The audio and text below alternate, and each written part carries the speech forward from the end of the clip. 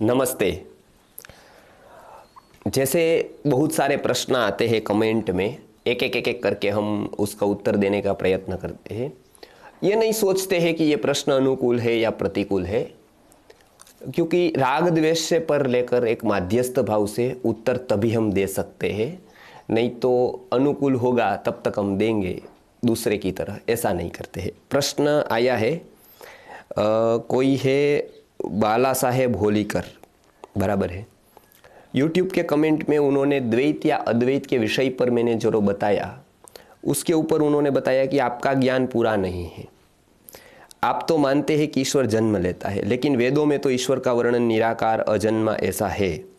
6 दर्शन आपने कौन से गुरु से पढ़े हैं पता नहीं, लेकिन दर्शन शास्त्र और वेदों में एक ही बात बताई है। आप एक बार महर्षि दयानंद का सत्यार्थ प्रकाश पढ़े तभी आपका संशय दूर हो जाएगा। आप में सत्य ग्रहण करने की क्षमता हो तो आप सत्यार्थ प्रकाश समझ सकेंगे, नहीं तो अपने पुराने विचारों से झगड़ कर रहेंगे। आपका सत्यार्थ प्रकाश पढ़ना बेकार है। और आप बोल रहे थे कि द्वैत अद्वैत त्रैत, इसकी आपको अभी ज़रूरत नहीं है। आपको मैं पूछना चाहता हूं कि मूल ही पता नहीं, बाकी जानकर आप क्या करेंगे। आपको किस गांव जाना है ये पहले पता होना चाहिए। कहाँ जाना है यह तो पता नहीं, लेकिन बस में बैठे हैं यह तो निरर्थक है। आचार्य जी, वेदों को समझना और दर्शन शास्त्र को समझना इतना आसान नहीं है। इसके लिए आपको समाधि लगानी पड़ेगी। आप तो कह रहे हैं कि मुझे तो सब पता है, जैसे कि आपने समाधि लगाई है। आप भ्रांति में हैं। ऋषि दयानंद सरस्वती जी ने समाधि लगाई थी, उन्होंने सत्यार्थ प्रकाश लिखा है, वो पढ़ लीजिए। पहले तो दयानंद सरस्वती जी को बाजू में रखिए, आप और मेरी बात करिए। आप बीच में किसी को भी मत लाइए, क्योंकि आपको अच्छा ठिकाना मिल जाता है कोई और को बीच में लाने का। मैंने समाधि नहीं लगाई है, नहीं भी मुझे लगी है, मैं स्वीकार कर रहा हूँ। मैं प्रयत्न करता हूँ लग जाए किसी जन्म में। आपने क्या लगाई है? आपने दुकान लगाई है, ठेका लिया है, सब्जी की मंडी लगाई है। आप पूछ रहे हैं कि आपका ज्ञान पूरा नहीं है। मैं कब दावा करता हूँ कि मेरा ज्ञान पूरा है? ज्ञान कभी पूरा होता है क्या? दयानंद सरस्वती जी ने भी कभी बताया है कि मेरा ज्ञान पूरा है? वो तो इसका खंडन करते हैं कि कोई सर्वज्ञ नहीं हो सकता है। तो मुझे, मेरी फिक्र आप छोड़िए, आपने कितना दयानंद सरस्वती जी को पढ़ा है वो आप बताइए। आपका ज्ञान पूरा नहीं है, किसी का नहीं हो सकता है। आपको किसने बता दिया मेरा ज्ञान पूरा है? और वो आपका अज्ञान दिखा रहा है कि आप ये मान बैठे कि मैं दावा करता हूं कि मेरा ज्ञान पूरा है। बिल्कुल मैं दावा नहीं करता हूं, नहीं कोई कर सकता है, नहीं मेरे गुरु ने किया, नहीं दयानंद सरस्वती जी ने किया, जो सत्यार्थ प्रकाश जिसकी आप बात कर रहे हैं। तो मुझे प्रश्न होता है कि आपने कितना पढ़ा है। दूसरा, ईश्वर जन्म लेता है आप मानते हैं, ऐसा किसने बता दिया आपको? आपने मेरे कितने वीडियो सुने, कितना मेरे से आपने जाना, मेरे साथ कितना रहे? मुझे तो नहीं लगता आप एक भी दिन रहे। YouTube से इधर उधर वीडियो पढ़ लिए होंगे, उसमें कहीं सुन लिया होगा कि ईश्वर के बारे में मैं ऐसा बता रहा हूं और आपने मान लिया ऐसा। तो मैं तो ऐसा, मैंने स्पष्ट कभी कहा होगा तो और सेंस में होगा, और वो आप एक बात से ही केवल मुझे अज्ञानी मानने लगे। बुद्धि की दया करनी पड़ेगी आपकी भी। और आप कहते हैं कि 6 दर्शन शास्त्र आप कौन से गुरु से पढ़े हैं? आप 6 दर्शन के केवल नाम बता दीजिए, कौन से बिना पुस्तक देखे। मैं आपका शिष्य हो जाऊं। मेरे गुरु को फिक्र मत करिए, आप ही मेरे गुरु हो जाइए।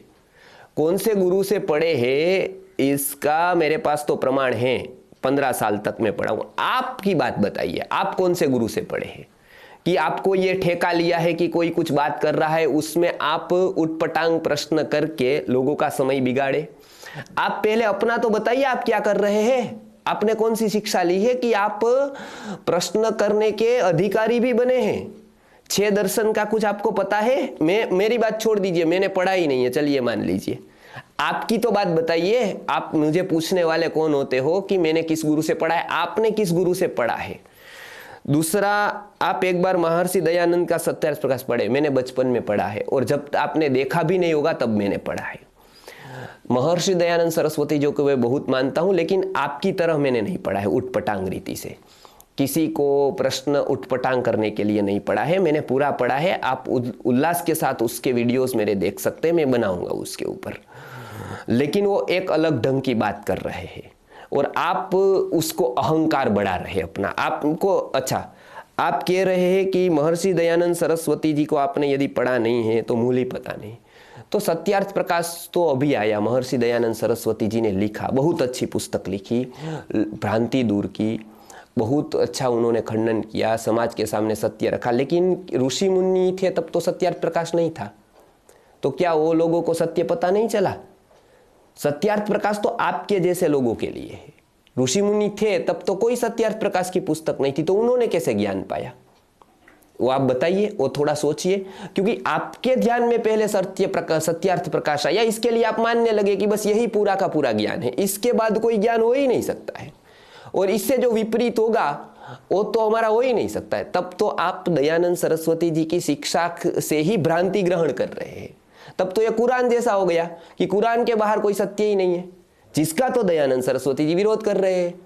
ये तो ये बता रहा है वेद तो कि आनो भद्रा क्रतवो यान्तु विश्वतः। वो आपको पता है क्या बता रहे वेद? कि आपको बस सत्यार्थ प्रकाश की एक पुस्तक पता है और कुछ पता ही नहीं है, और उसमें आपने मान लिया है, आपने दयानंद सरस्वती को पूरा जान लिया एक पुस्तक से, और वो भी आपने कितनी पढ़ी होगी वो मेरा आश्चर्य, क्योंकि आप जिस तरह से लिखते हैं, दुकान पर बैठे बैठे पढ़ी होगी, कोई ग्राहक आता हो और बीच में आप खाली हो जाए, बेकार बैठे हैं तो चलो पुस्तक ही पढ़ ले पेपर की जगह पर, और ऐसे आपने सत्यार्थ प्रकाश पढ़ी होगी, मुझे ऐसा आपकी बातों से लगता है। द्वैत अद्वैत त्रैत की जरूरत किसको जरूरत नहीं है? वो आपको भी जरूरत नहीं। आपको आयुर्वेद का पता है कुछ? आपको पता है उसमें स्वस्थ वृत्त क्या होता है? वो जी रहे हैं आप, तो आपके लिए ये सब है। वो आप जी नहीं रहे हैं तो आप वो पहले जीना शुरू करिए।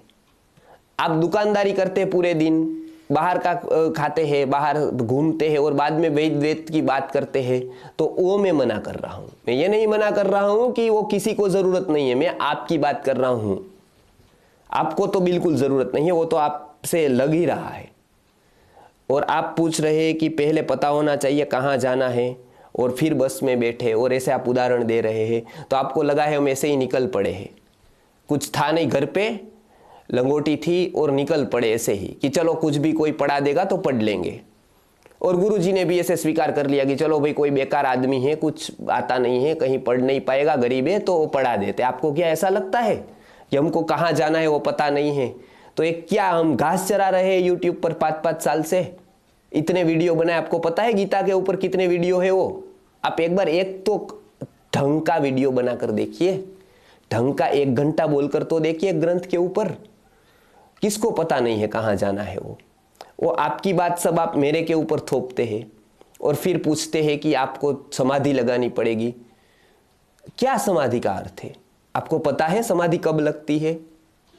बस एक नाम सुन लिया है आपने कहीं से, समाधि समाधि, तो वही आप दोहराते जाते हैं।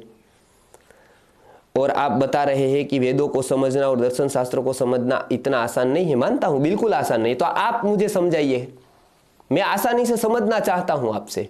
आप बताइए, दुकान से थोड़ा फ्री होइए, आप क्या करते हो लिखा नहीं है, नौकरी करते होंगे, दुकान चलाते होंगे ज्यादा से ज्यादा, या तो और कुछ मैं नहीं बताता हूं आपको क्या करते होंगे, लेकिन जो भी आप करते हैं, आप थोड़ा टाइम निकालिए मुझे दर्शन शास्त्र को समझाने के लिए, जो आपने समझ लिया है। तब तो आपको पता है कि आसान नहीं है, वेद को समझना इतना आसान नहीं है, आपने समझ लिया। चलिए बात संस्कृत में शुरू करिए, चलिए चैट करिए संस्कृत में, मैं आपसे चैट करता हूं, बराबर है, ओपन। और आपके कोई गुरु भी है, विद्वान भी है, उनको बुलाइए, वो मेरे से संस्कृत में बात करें एक बार।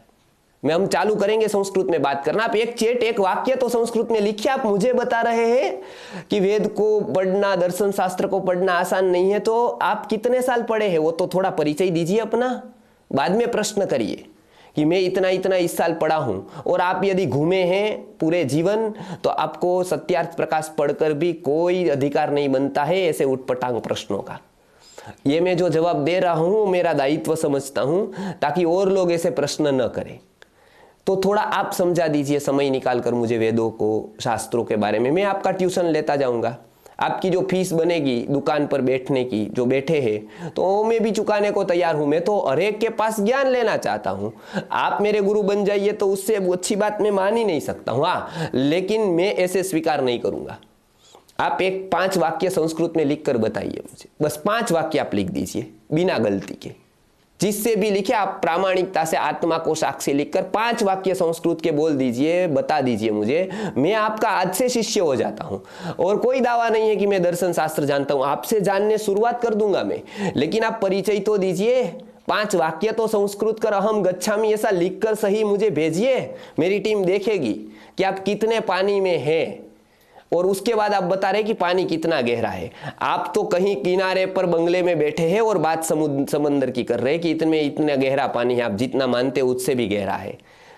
आपने मछली पकड़ने के अलावा और कुछ काम ही नहीं किया है समुद्र से साथ, और आप ये बता रहे हैं। अच्छा लगा आपकी हिम्मत देखकर। तो बस इतना ही। आप शिष्य तो मुझे ग्रहण करेंगे शिष्य के रूप में, मुझे अच्छा लगेगा। गुरु के रूप में मैं आपको तैयार हूँ वेद समझने के लिए, दर्शन शास्त्र समझने के लिए, लेकिन कम से कम पहले अपना 5 वाक्य लिखकर संस्कृत में अपना परिचय दे दीजिए। बस मुझे और कुछ नहीं चाहिए। संस्कृत में लिखकर बिना गलती के आप अपना परिचय दीजिए, मैं आपका शिष्य होने को तैयार हूँ, उसी क्षण हो जाऊँगा। बस इसके बारे में मुझे इतना ही कहना है। नमस्कार।